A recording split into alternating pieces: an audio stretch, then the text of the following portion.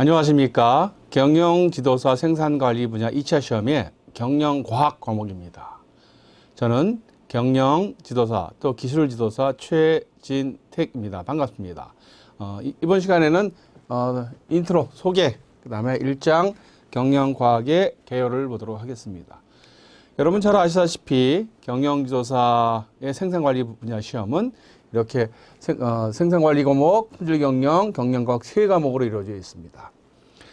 이 생산관리 분야 응시생들이 상대적으로 가장 부담스러워하는 과목 중에 하나가 경영과학이 아닌가 싶어요. 그런데 말입니다. 정말 이렇게 경영과학이 어려운 과목인가요? 그렇지 않습니다. 관연도에 31회 때 2016년도에 시험 보고 나서 이제 이 시험 주관기관에서 이렇게 데이터를 내놨었습니다. 뭐 그 전에도 없었고 그 이후에도 없었습니다만은 딱 요때 한번 이런 데이터를 내놨어요. 이 데이터 이전에 사실 제가 2007년부터 경영지도사 강의를 해왔는데요. 이제 경영지도사 강의를 해보면 또는 이제 합격을 하신 분들 얘기 들어보면 경영과학이 의외로 이렇게 어렵지가 않습니다. 또 하나 경영과학이 어려운 이유 중에 하나는 수험생들의 대다수가 과거에 경영과학을 공부해 본 적이 없는 분들이 많아요. 그 경영지도사의 생산관리 시험을 본다고 해서 그분들이 모두가 다 그 학창시절에 뭐 경영학과 또는 뭐 산업공학과를 나오신 분들이 아니거든요. 뭐 경영지도사의 생산관리 분야는 제일 경영지도사가 제일 이 학부 때 과로 제일 맞다면 아마 경영학과가 제일 맞을 것 같고요. 우리 생산관리 분야도 역시 경영학과 또는 산업공학과가 제일 비슷할 것 같은데 모두가 다 물론 이거는 이제 생산관리 분야뿐만 아니라 마케팅 분야, 인사 분야, 재무 분야도 마찬가지겠죠. 여하튼 제일 어려워하시는데 의외로 그렇지 않습니다. 처음에는 부담스러워 하셨는데요. 배우시면 그게 어렵지 않습니다. 또한 이때 데이터에 의하면 합격자들 보면 생산관리가 한 60.8점, 품질경영이 63.92점, 경영과학이 63점. 따라서 합격자 기준 하게 되면 경영과학 과목이 다른 과목에 비해서 더 어렵다라고 볼 수만은 없습니다. 합격자 기준 하게 되면요. 불합격자는 세 과목 다 평균이 한 45점 정도. 그러니까 이분들 중에는 시험 접수만 해놓고 그냥 시험 공부 한 번도 안 해보고 오신 분들도 계시고요. 자, 불합격자, 응시자 전체 평균을 놓고 보더라도 보면요. 이렇게 이 응시자 전체는 뭡니까? 합격자, 불합격자 다 평균한 거죠. 그죠? 다 평균한 건데, 경영과학 과목이 더 어렵다고 볼 수는 없습니다. 자, 그 다음. 일반적인 경영과학 관련된 서적들, 경영과학 서적들, 시중에 서점에 가면 대충 몇 개만 찾아도 수십 권이 나옵니다. 자, 일반적인 경영과학 서적의 목차 구성입니다. 경영과학 개요. 이거는 어느 과목이나 마찬가지겠죠. 선형계획 모형, 쌍대이론, 선형계획 모형의 응용, 수성문제, 할당문제 등등 이렇게 구성되어 있어요. 그런데 본인이 분석한 관연도 지난 10여 년간 그 데이터를 보게 되면 출제 빈도수가 경영과학 개요에서 요만큼, 또 선형계획, 또 심플렉스 해법, 민감도 등이 요만큼, 수성문제, 할당문제가 요만큼. 그런데 가만히 보겠습니다. 의사결정 분석이라는 분이 이만큼이 출제가 되었었네요. 기타는 빼겠습니다. 과거에 이 기출문제 복원이 제대로 안 되고 그래서 안 된 부분이 이만큼 있기 때문에 이건 뺄게요. 그러면 어떻습니까? 의사결정 분석이 제일 많네요. 그 다음이 선형계획법, 그 다음이 수성문제, 할당문제입니다. 그 다음이 퍼트 CPM. 자, 그런데 이 경영과학을 전공하지 않으신 분, 전공하신 분도 마찬가지고요. 만약에 여러분께서 지금 공부를 하신다고 한다면 만약에 하나, 둘, 셋, 네 개의 분야, 그죠? 예. 선형계획법, 수성문제, 할당문제, 퍼트 CPM, 의사결정.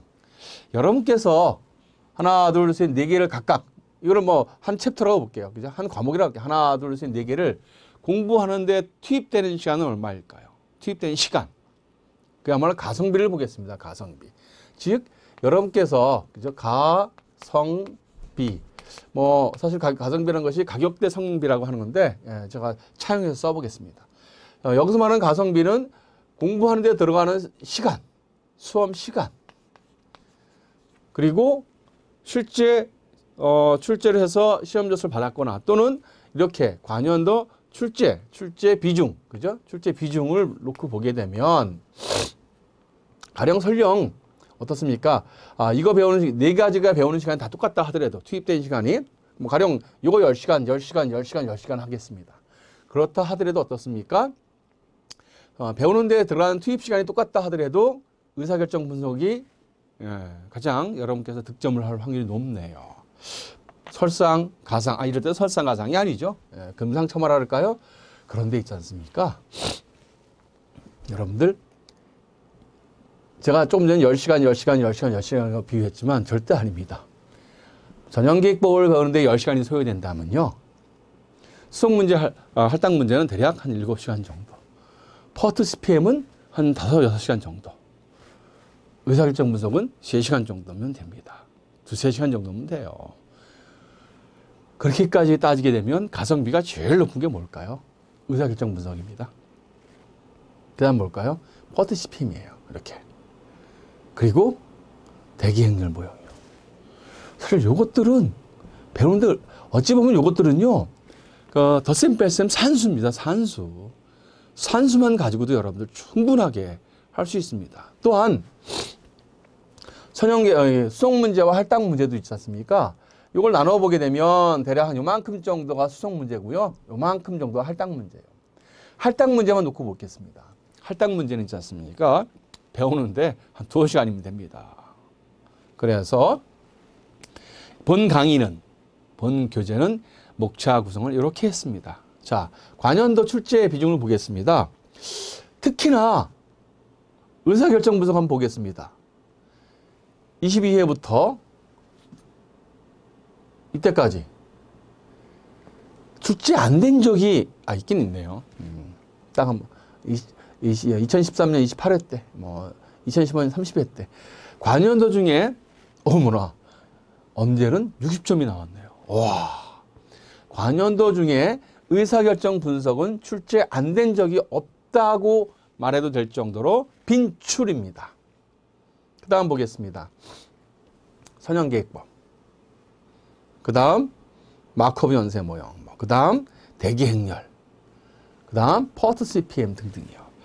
자, 그래서 본 교재는 이렇게 구성을 했습니다. 첫 번째, 출제 빈도수.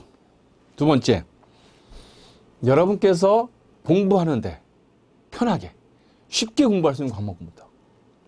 세 번째, 간혹 가다 보면 요건 그래도 좀 앞뒤가 이렇게 연결되어야만 그래도 좀 이렇게 이 수험이 좋을 것 같아. 그런 것들 순으로 묶어놨습니다. 동쪽 계획법 같은 경우는 어찌 보면요, 다른 거하고 관련 없이도 얘만 갖고도 따로 공부할 수 있어요. 그래서 제일 뒤에 놨고요. 그런데 출제 빈도수는 이렇지만요, 아마도 이 공부하는데 들어가는 시간은 이렇게 걸릴 것 같아요. 이렇게. 예. 이런 식으로. 그래서, 여기까지만. 그죠? 그 다음에, 요것들은 단타로, 그죠? 단타로 공부하면 됩니다. 예. 요것들은 우리가 공부하는 시간이 이렇게 들 것 같아요. 그 중에 특히 이제 이 선형계획 이런 문제가 조금 난해하긴 한데요. 우선 관연도 출제 비중을 이렇게 세워봤고요. 요걸 참조하고 그 다음에 여러분들이 수험하기 좋게 공부하기 좋게 목차 구성을 했습니다. 그래서 이렇게 경영과학 개요는 제일 먼저 배워야죠. 이건 할 수 없죠, 그죠? 제일 많이 출제되고 그 다음에 배우기 제일 쉬운 의사결정 분석, 퍼트 CPM, 대기행렬, 할당 문제 이렇게 구성을 했습니다. 그래서 여러분들은 여기까지만 사실 여기까지는요, 그죠? 여기까지는 덧셈 뺄셈이에요, 사실. 대기행렬 문제에서 살짝, 정도 나오지만, 여기에서 잠깐, 확률이 간단하게 쓰이네요. 하지만 여하튼 6장까지는 덧셈 뺄셈 문제입니다. 그 다음 선형계획법도 있지 않습니까? 선형계획 모형 수립하고, 그게 선형계획법은 크게 보면 출제를 나누어 보게 되면, 그죠? 잠깐 볼게요.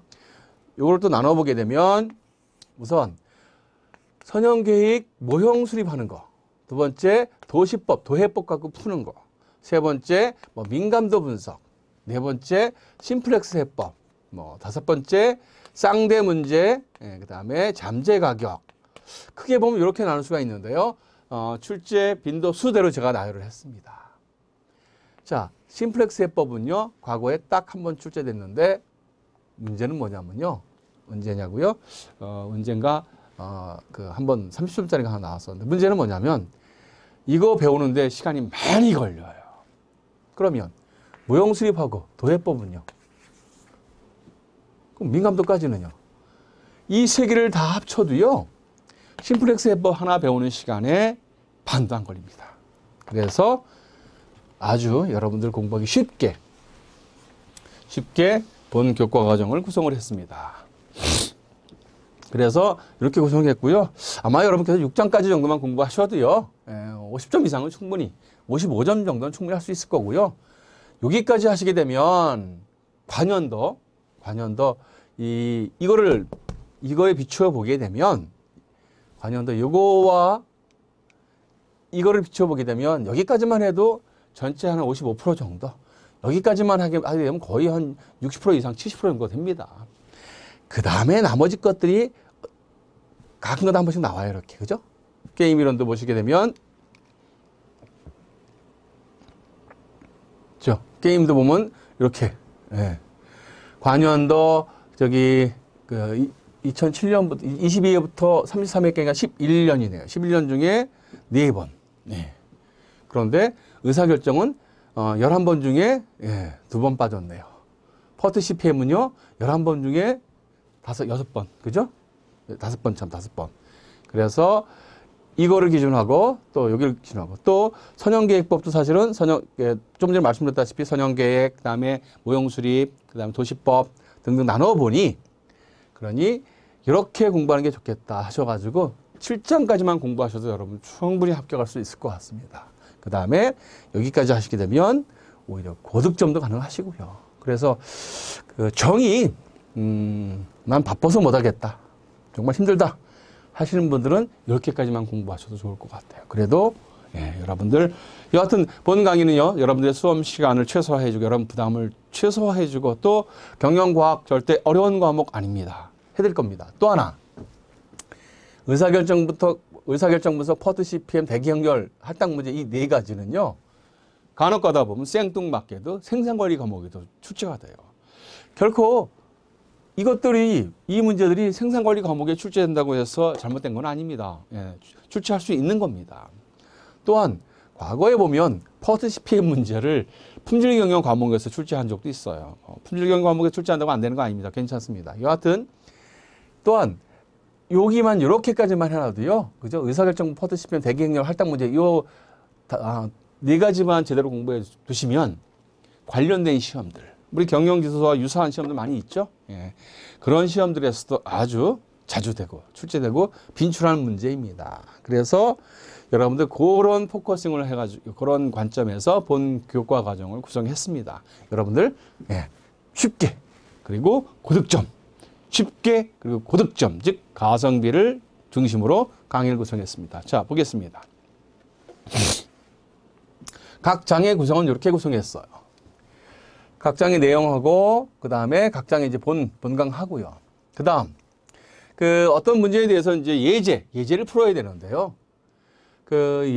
저희 경영주사 수험을 위한 강의 과정이잖아요. 그러면 관연도 기출문제만큼 좋은 예제가 없는 것 같아요. 제일 좋습니다.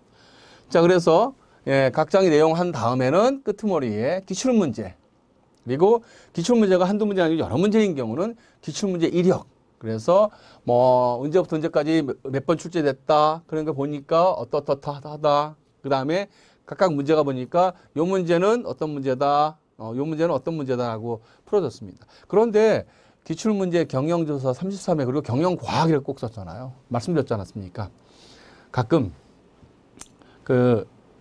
이런 문제들은요, 생산관리 과목이라든지 품질경영 과목에도 출제된 경우가 있어요. 그래서 이렇게 과목명을 꼭 써줬고요. 그 다음, 그래서 이렇게 해드렸고요. 그 다음, 이거 보면, 대충 아실 거고. 그 다음, 기출문제를 풀어드리겠습니다. 다만, 그 기출문제가 이제 관련도 보면 유사한 것도 있고 그래요. 그래서 시간 관계상 이제 중복되고 오는 것들은 이제 뭐 그 중에, 요 문제를 풀어보는 게 제일 좋겠다라고 하는 것만 제가 화면으로 풀어드리고 할 겁니다. 그리고 필요한, 뭐 중복되고 오는 것도 생략하기도 할 거고요. 자, 그 다음, 필요한 경우 이제 보충 학습 또는 참고 넣어드릴 거고요. 자, 이렇게 해서 저기 인트로 마쳤고요. 이제 제 1장 경영과학의 개요부터 말씀드리겠습니다. 자, 여러분 경영이 뭐라고 할까요? 경영을 어떻게 한마디로 말씀드릴 수는 없지만 경영에서 아주 중요한 속성 중에 하나가 의사결정입니다. 매 순간 의사결정의 연속이 경영이 아닐까 싶어요. 자, 그래서 저는 경영이라고 하는 것을 이렇게 경영과학 또는 생산관리 측면에서 경영을 전 이렇게 정의합니다. 한정된 자원의 효율적 배분을 통한 효과, 즉 성과를 창출하여 가치를 부과하는 활동이라고 저는 정의했습니다. 또는 뭐 1978년 노벨 경제학 수상한 사이먼이라는 사람은 경영은 의사결정의 과정이라고도 했습니다. 여하튼 경영은 의사결정이 상당히 중요하고요. 그래서 그러면 경영과학이 뭐 하는 과목이냐? 한마디로 얘기해가지고 의사결정 문제를 해결하기 위한 방법론입니다. 뭐 정확히 얘기하면 해결하기보다도 해결을 위한 방법 또는 도구, 도움을 주는 거라고 보면 될 것 같아요. 왜냐하면 어쨌든 간에 최종적인 의사결정은 누가 내려야 됩니까? 경영자가 내려야 됩니다. 하지만 경영자가 그런 의사결정을 내리기 위해 그걸 도와주는 것이 경영과학입니다. 비슷한 과목이요. 뭐 경영과학 OR, 작전, 오퍼레이션 리서치, 작전 연구, 뭐 운영 연구, 경영 연구, 의사결정 과학, 또 뭐 계량 경영학, 뭐 시스템 분석 등등이 경영 과학이라는 과목과 좀 비스무리한 겁니다. 특히 뭐 OR은 거의 뭐 대동소이하고요. MS 경영 과학 OR은 자, 언제 나왔나요? 뭐 요거 정도는 뭐 그냥 이렇구나 정도만 알아두세요. 과학적 관리 방법부터 시작해서요. 이제 그 뒤에 이제 경영 과학이 나올게요. 특히 경영 과학의 시초, 뭐 태초는 과거의 전쟁 중에, 그러니까 2차 세계대전 중에 그 영국군에서는 레이더를 어떻게 잘 운용을 해야 되는가, 또는 뭐 미국군에서는 예를 들어서 이런 겁니다. 그 잠수함이라고 하는 한정된 공간에 어뢰를 실어야 되는데, 뭐 어뢰도 아마 다 똑같은 게 아닌가 봐요. 그죠? 예. 뭐 성능에 따라서 뭐 예를 들어서 우리 뭐 저기 포탄도 그죠? 박격 포탄 있고 60mm 있고 80mm 있고 그런 것처럼 뭐 어뢰도 뭐 단거리 있고 뭐 길게 나가는 거 있고 그런가 봅니다. 그래서 잠수함 그 좁은 공간에 잠수함에 어뢰를 싣는데 몇 발을 실어야 가장 좋을까? 이게 이제 아마도 어뢰도 이제 다른가 봅니다. 그래서 그거를 하는 거라든지, 또는 그 군수물자 수송 문제. 여기서 물건을 실어서 여기 나르는데 배 한 척에 어떻습니까? 어떤 배에는 뭐 탄약만 싣고 어떤 배에는 식량만 싣고 그게 나을까? 아니면 뭐 탄약과 식량을 몇 대 몇으로. 왜냐면 가다가 만약에 한 척이 이제 침몰하면 어떻습니까? 탄약 실은 배가 침몰하면 탄약이 전부 다 없어지고 뭐. 그래서 그런 등등을 연구하는 것이 이제 이거였었습니다. 그래서 그때는 작전 연구 또는 뭐 운영 연구 그래가지고 영문으로는 오퍼레이션 리서치라고 했답니다. 그래서 지금도 경영과학이라는 과목을 OR이라고 하기도 합니다. 어찌 보면 태초는 여기입니다. 그 뒤에 전쟁이 끝나고 나서 이제 군에서 활동하던 이런 그 OR 전문가들이 이것들이 이제 그 기업에 이제 적용되기 시작합니다. 그래서 그 뒤에 뭐 대기 행렬 이론이라든지 등등, 뭐 시뮬레이션, 재고 관리 문제 등등으로 발전하고요. 이때부터 이제 주로 경영 분야에 많이 쓰이니까 공장을 경영한다든지 그래서 경영과학이라는 이름으로 이제 되는데, 그래서 지금도 보면 작전연구 OR 또는 경영과학 MS 이 두 단어가 혼용되고 있습니다. 그래서 뭐 경영과학 그래놓고 실제 영문명은 OR 이렇게 하는 경우도 있고요. 그래서 또 어떤 경우는 뭐 MS MS/OR 이렇게 해놓은 데도 있고, 어떤 데는 OR 그래놓고 또 MS 하는 경우도 있고요. 뭐 두 가지는 지금은 이제 같은 뭐 뜻이라고 생각이 되고요. 아버지 이름, 아들 이름 이렇게 하면 될까요? 예, 여하튼. 자, 경영과학의 특징입니다. 첫 번째, 의사결정하는 데 있어서 이제 과학적 방법 그리고 계량적 분석 방법을 합니다. 자, 경영과학을 적용하는 데 특징은 첫 번째 시스템입니다. 시스템 어프로치. 시스템 어프로치가 뭡니까? 한 부분의 성과가 아닌 전체 시스템 성과 아닙니까? 예를 하나 들어보겠습니다. 여러분 재고가 많은 게 좋은가요? 재고가 적은 게 좋은가요? 예, 보겠습니다. 영업에서는 이렇게 얘기합니다. 물건이 없어 못 팔았어요. 예. 또 물건이 없으면 못 팔았습니다. 왜냐하면 우리 회사가 딱 한 가지 종류만 물건을 팔지는 않지 않습니까? 가령 요것도 팔고 요것도 여러 가지 다 품종이. 왜냐하면 어떤 사람은 요거 찾고 어떤 사람은 요거 찾으니까. 그래서 그러면 근데 또 이 영업에서 얘기하는 대로 해주려면 어떻습니까? 우리 회사 재고 창고에 재고가 넉넉해야 됩니다. 그랬더니 또 이 재고관리 부서에서는 볼멘 소리를 하는 거예요. 그랬더니 전체 재고의 양이 우리 회사 전 자산하고 맞먹을 정도가 엄청 커져요. 그리고 또 그중에 어떤 재고는 막 오래돼 가지고 진부화돼서, 그러니까 쉽게 말하면 음식 같은 상해서 버리고 그럽니다. 그래서 재고관리부서에서는 야, 무슨 소리냐, 이거 재고 너무 많다, 이거 어떻게 회사를 운영하냐, 안 된다. 그러면 이때 뭐가 필요한가요?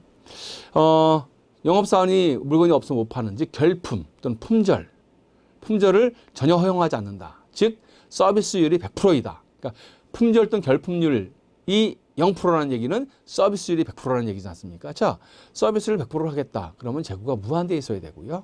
그럼 서비스율을 낮추겠다. 그러면 재고가 적어도 되는데 가장 어느 게 제일 좋을까요? 그래서 그런 것을 하는 것이, 그래서 서비스율도 적정 수준 돼야 되고 재고도 적정 수준 돼야 되고 하는 것이 어느 한 부분만의 성과가 아닌 전체의 성과를 하는 것이 시스템 어프로치인데, 경영과학은 시스템 어프로치입니다. 그 다음에 두 번째, 최고 의사결정자가 의사결정하기 위해서 있지 않습니까?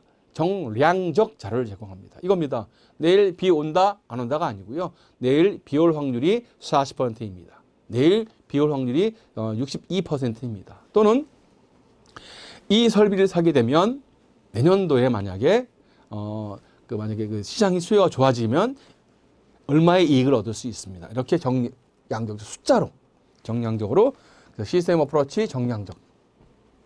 자, 그 다음에 경영과학의 접근 방법의 특징은요, 과학적입니다. 여기는 일반적인 과학적 방법에서는 문제 정의하고 자료 수집하고 가설 검정, 결과 분석, 결론 이렇게 하죠.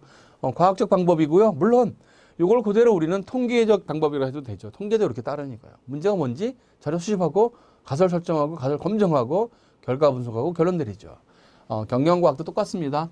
의사결정 문제가 뭔지 정보 수집하고 분석하고 수학적 모형, 그다음에 수학적 모형의 해에 도출. 우리는 여기에 다르네요. 그죠? 수학적 모형의 해, 그러니까 즉 결과, 해법과 타당성 검토하고 해에 적용을 하고. 그래서 경영과학의 의사결정 과정입니다.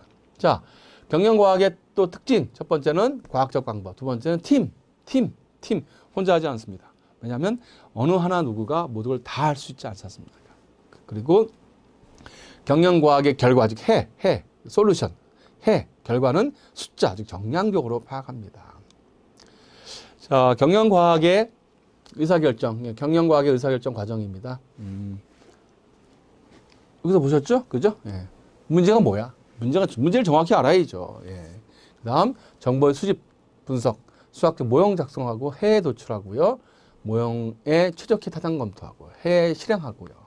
요거 정도는 여러분들 한번 숙지해 주셨으면 좋겠어요. 왜냐하면 이 이후에 시험 문제 나오는 것도 다 이런 식이거든요. 문제를 특히나 최근에 이제 이 문제를 보게 되면요, 문제의 지문이 정말로 한 이만큼 정도, 그죠? 거의 예를 들어서 저희 화면을 치면은 거의 이 한 페이지 이 정도를 될 정도로 문제의 지문이 많아요.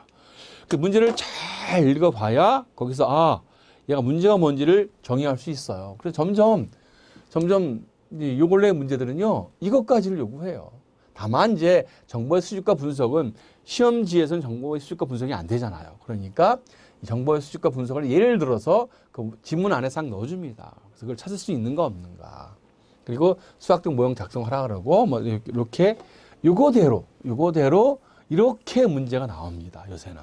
그래서 요거 여러분들 숙지해 두십시오. 자, 경영과학에서 이제 모형이라는 얘기가 나왔어요. 모형. 그렇죠? 모형. 이거 과거에 출제된 적도 있습니다. 모형, 모델. 한마디로 말하면 마네킹이 하나의 모형이네요. 또는 우리가 이제 패션 모델이라고 그러지 않습니까? 말 그대로 모델입니다. 어떻습니까? 어떤 모델이 어떤 옷을 입고 나왔어요. 저거 참 이쁘다. 나도 사고 싶어. 어떻습니까? 마네킹 어떻습니까? 옷을 그냥 옷걸이에 걸어놓은 것보다 있지 않습니까? 저도 이제 가끔, 저뿐만 여러분들도 이제 옷을 사러 백화점 또 옷가게 가시잖아요. 항상 보면 마네킹이 입혀놓은 옷이 제일 이쁘더라고요. 저만 그런가요? 여하튼, 마네킹은 정말 딱 제일 이쁜, 그죠? 정말 이 눈길을 끌만한 옷을, 제일 좋은 옷을 입혀놔서 그런 건지 아니면 마네킹이 입어서 제일 이뻐 보이는지 모르겠습니다만 여하튼 마네킹. 자, 모델. 실제 세계의 특정 현상 또 실제 시스템을 단순화하거나 추상화한 것. 문제 해결에 소요되는 시간과 비용을 절약할 수 있습니다. 예를 들어 볼까요? 지도. 모형입니다.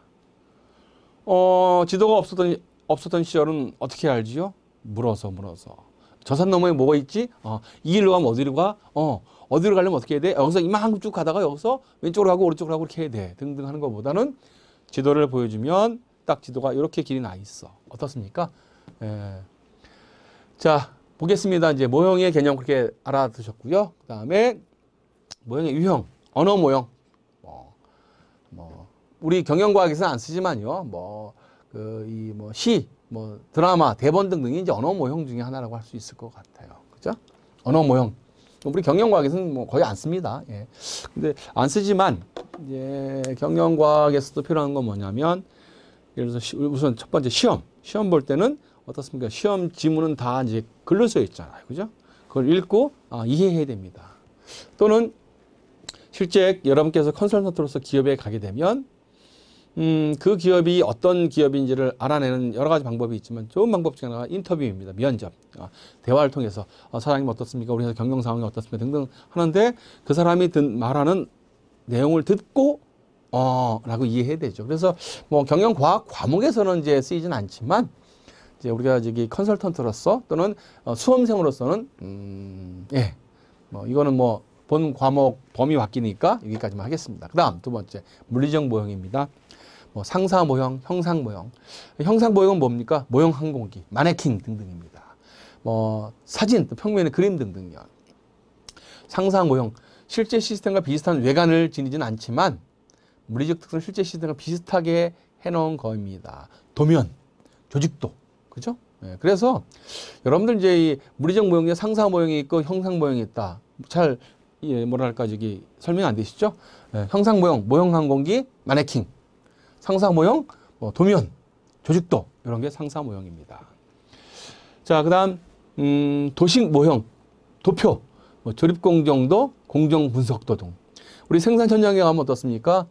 조립 공정도 저기 공정 분석표, 또 그래프 모형, 꺾은선 그래프라든지 관리도 등등. 관리도가 뭡니까? 관리도 역시도 현재 우리 공정의 관리 상태를 꺾은선 그래프로 보여주는 겁니다. 실제는 공정을 관리도로 그러면 이 관리도를 보면 공정의 상태가 어떤 건지 알지 않습니까? 이것도 도식 모형, 그래프, 그죠? 그래프 모형 중에 하나입니다. 수학적 모형, 이제부터 우리가 제일 많이 알아야 되는 거죠.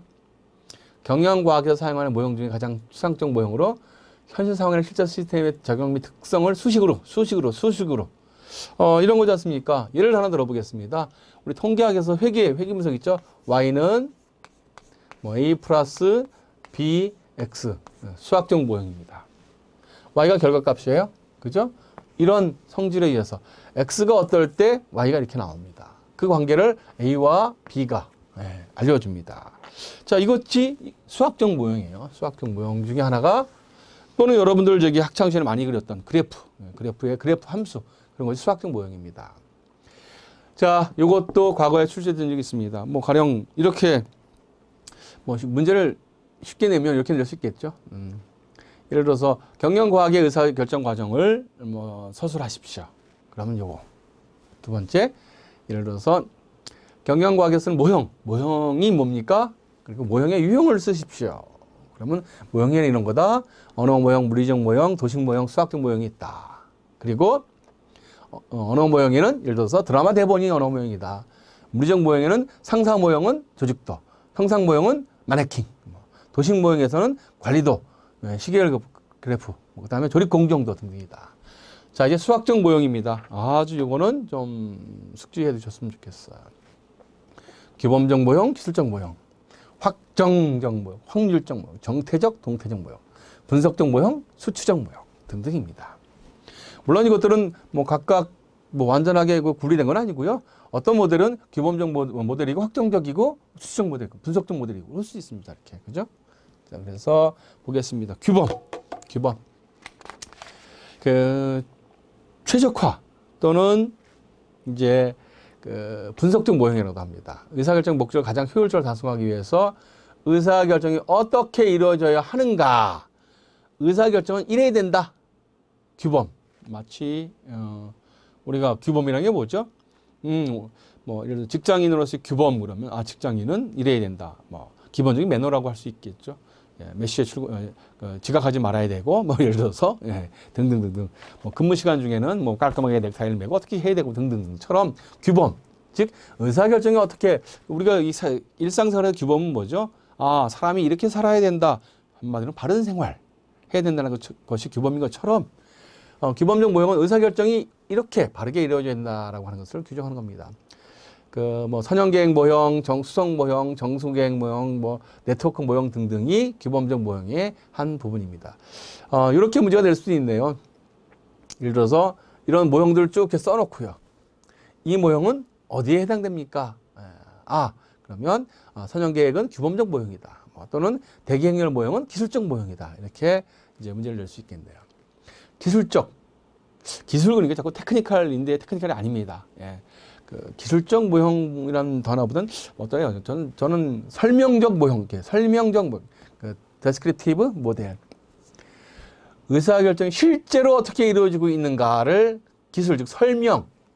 여러분 그냥 저도 자꾸 이제 그 제약이 있는 것이 그 어떤 이런 단어 같은 거를 제 혼자 마음대로 쓸 수가 없잖아요. 그래서 경영과학에서 일반적으로 저걸 기술적 모형으로 많이 번역을 하는데 뭐 여러분께 설명이라고 쓰세요. 설명해 줄 수 있는 그 모형입니다. 뭐 시뮬레이션 모형, 대기 행렬 모형 등등이 이 설명형 모형의 하나입니다. 확정, 확률, 정태, 동태.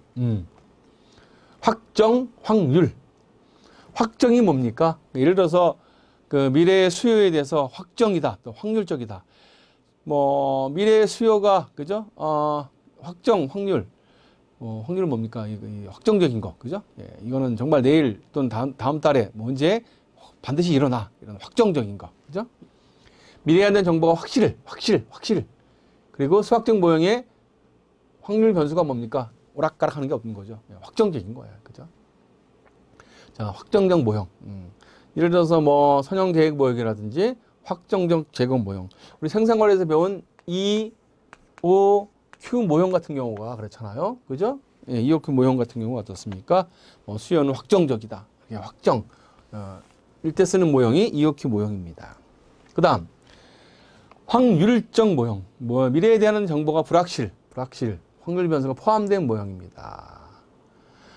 시뮬레이션, 게임 이론, 대기 행렬 모형 등등이 확률에 의해서 하는 겁니다. 자, 그 다음, 이 확정적, 확률적 요거는 이제 확실하냐, 불확실하냐. 불확실하니까 확률을 쓸 수밖에 없잖아요. 그죠? 불확실하냐 차이고요.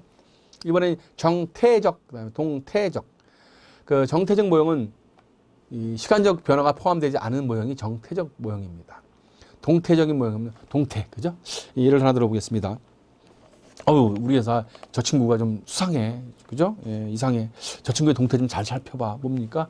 저 친구가 아침엔 뭐 하는지, 점심엔 뭐 하는지, 저녁엔 뭐 하는지, 저 친구의, 그죠? 시간의 변화에 따른, 그죠? 그래서 동태는 뭡니까? 동태적, 움직일 동작. 동태적 모형은 시간의 변화를 포함하는 겁니다. 자, 일반적으로 확률 과정을 포함한 동태적 모형의 해는 분석적 방법을 못 구합니다. 그죠? 예, 그래서 시뮬레이션이 주로 이용이 됩니다. 그래서 그 확률적이고 동태적이고 그러면 시뮬레이션 이렇게 알고 계시면 되겠습니다.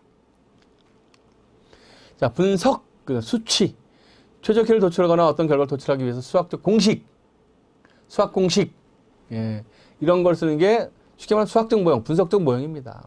그 다음 수치적 모형. 최적기를 도출하거나 어떤 결과를 도출하는데 분석적 방법을 사용할 수 없는 경우가 있죠. 예, 분석적 방법을 쓸 수 없는 경우.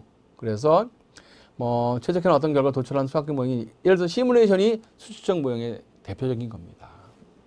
이렇게 해서 모형 살펴봤고요. 그 다음 이 모형은 어떻게 구성되어 있나요? 수학적 모형은 이렇게 구성되어 있습니다. 첫 번째, 예, 목적 함수. 결과가 원하는 게 뭐예요? 의사결정 문제가 목표를 추구하는 것을 함수로 나타내는 것입니다. 예를 들어 보겠습니다. 예를 들어 재고를 많이 가는 게 좋습니까? 적게 가는 게 좋습니까? 그러면 이렇게 볼게요. 재고는 크게 보면 재고 유지 비용이 들겠네요. 그죠? 재고 유지 비용. 재고가 없으면 재고 유지 비용이 없어요. 재고가 이만큼 있으면 재고 유지 비용이 이만큼 있습니다. 재고가 많으면 많을수록 유지 비용이 큽니다. 그래서 이때는 어떻습니까? 재고의 양과 재고 유지 비용은 직선이라고 가정하게 그러지 않습니까? 재고의 양은 뭐 Q라고 그러겠습니다. 이거를 Q라고 그러고 이거를 비용, 그죠? 비용, 돈, 코스트. 예. 라고 한다면 재고 유지 비용은 재고가 적을 때는 없어요. 재고가 많으면 많았을 때. 그래서 재고 유지 비용. 또 하나 드는 게 뭐죠? 주문 비용. 여러분들 이렇게 비유하면 될 것 같네요. 여러분들 혹시 저기 오픈 마켓, 즉 온라인 쇼핑몰에서 볼펜 한 자루 사보셨습니까? 어때요? 온라인 쇼핑몰에서 볼펜 한 자루 1,000원이라고 가정하겠습니다. 1,000원이면 어떻죠? 온라인 쇼핑몰에서 주문하면 볼펜 한 자루만 주문하면 주문비가 더 들죠. 가령 예를 들어서 온라인 쇼핑몰에 주문하는데 배송비가 뭐 3,000원이라고 가정하겠습니다. 볼펜 하나 1,000원, 근데 배송비 3,000원. 그럼 결국은 저는 볼펜 한 자루에 4,000원 주고 사는 겁니다. 어때요? 이렇게 주문 비용은 이제 주문한 데 드는, 예를 들어서 제가 온라인 쇼핑몰에 주문하기 위해서 예를 들어서 팩스를 보내야 돼. 근데 팩스 한 장 보내는데 1,000원이야. 예를 들어서. 그러면 주문한 데 드는 비용, 그다음에 배송비 등등이 다 주문 비용입니다. 주문 비용은 어떻죠? 주문 비용은 조금 주문한 것보다 만약에 이때 주문하면 거의 뭐 한 5,000원 되겠죠. 근데 10개 단위로 주문하게 되면요. 그죠? 예, 또는 뭐 100개 단위로 주문하면 많이 주문하면. 그래서 주문 비용은 많이 주문하면 주문할수록 이렇게 그죠? 됩니다. 자, 재고 관리에서 총 비용은 뭐죠? 이 두 개의 비용을 합친 거예요. 그러면 어디가 제일 좋을까요? 요 비용과 요 비용을 합쳐보겠습니다. 그러면 대략 그림이 이렇게 그려지겠네. 아이고, 그림이 좀 그러네. 그죠? 예, 그림이 조금, 예. 잠깐만요. 이렇게, 예. 자, 이때는 수량을 이만큼 하게 되면, 재고 주문 비용은 싼데, 유지 비용이 많이 들어가가지고 이 둘 합치니까 이만큼이고요. 여하튼 요건 뭐죠? 요거 두 개 다 합친 거예요. 자, 그러면 총 비용이 제일 저렴할 때가 언제죠? 예, 제가 그림을 좀 잘못 그렸는데, 그죠? 이렇게 돼 있죠, 그죠? 예. 총 비용이 제일 저렴할 때가 어디죠? 잠깐만요. 예. 바로 요 점입니다. 그죠? 아이고, 그림이 또 이상하네요. 여하튼 이해해 주세요. 예. 이렇게. 예. 예. 총 비용이 제일 저렴할 때는 바로 요 점입니다. 그래서 우리는 한 번에 주문할 때, 그죠? 온라인 쇼핑몰에서 한 개씩 주문하는 것보다는 뭐 요 정도 수량. 또 10,000개씩 주문하면 재고 너무 많이 쌓이고. 그래서 예, 요만큼 주문하기 제일 좋겠다. 이게 경제적 주문량이다. 그래서 EOQ, Economical Order Quantity, 그러니까 경제적 주문량이다라고 합니다. 자, 이때 결정배수는 뭐죠? 결정배수. 목적 함수는 뭐죠? 목적은 뭐죠? 총 재고 비용을 최소화하는 게 목적이에요. 그럼 목적 함수의 값은 뭐죠? 총 재고 비용. 목적은 총 재고 비용의 최소화. 자, 그럼 여기서 우리가 결정해야 될 건 뭐죠? EOQ. 예, Q. 그죠? 최적, 요거, Q. 그죠? EOQ. 요 량을 결정해야 되는 거예요. 이때 제약식은 뭐죠? 제약은? 예를 들어서, 이런 게 제약이지 않습니까? 그죠? 한 번에 제가 볼펜은 뭐 하나만 좀 하나 또는 두 개, 한 개, 두 개 단위로 주문해야지 0.5개는 못 하잖아요. 17.4개 이렇게 주문 못 하지 않습니까? 그런 것 등등이 제약 변수입니다. 자, 의사결정 문제의 대안에 수를 제한한 사항으로 함수를 나타냅니다. 결정 변수 보겠습니다. 가장 중요하죠. 뭘 결정해야 됩니까? 그죠? 의사결정 과정에 통제 가능한 변수. 즉, EOQ 모형에서는 EOQ, 그죠? 경제적 주문량. 그 다음 종속 변수, 독립 변수에 의해 그 값이 결정되는 변수입니다. 예를 들어서 y는 a 플러스 bx라고 한다면 이게 종속 변수잖아. 이게 독립 변수예요. 독립 변수. 독립 변수 이게 종속 변수.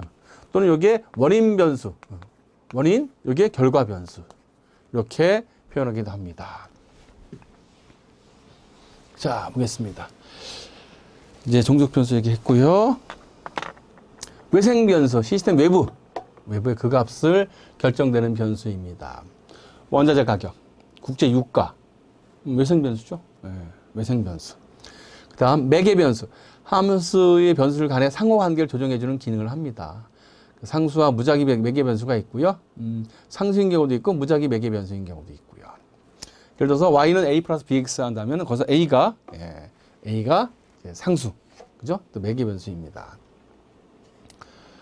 자, 그 다음에 모형화. 모형을 어떻게 만들죠? 모형을 이렇게 만들어야 됩니다. 자, 문제가 뭡니까? 그럼 이거를 추상화 또는 단순화해야 됩니다. 정성적 부분 유보하고 비계량적 요소 해서 모형 구축해야 됩니다. 수학적 모형으로, 그죠?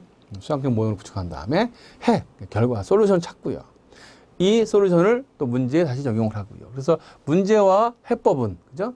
문제와 모형은, 실제와 모형은 이렇게 왔다 갔다 이렇게 상호해야 됩니다. 첫 번째, 추상화, 단순화 해야 돼요. 그 다음에 시스템을 추상화, 단순화한 다음 수치 기호를 이용해 실제 시스템 행동을 반영할 수 있는 기본 모형을 작성해야 됩니다. 우리 이제 앞으로 요거 엄청나게 많이 할 겁니다. 모형이 맞아요? 이게 타당합니까? 실제 시스템을 반영하는 건 타당한지. 타당성이 뭐죠? 타당성이 높다?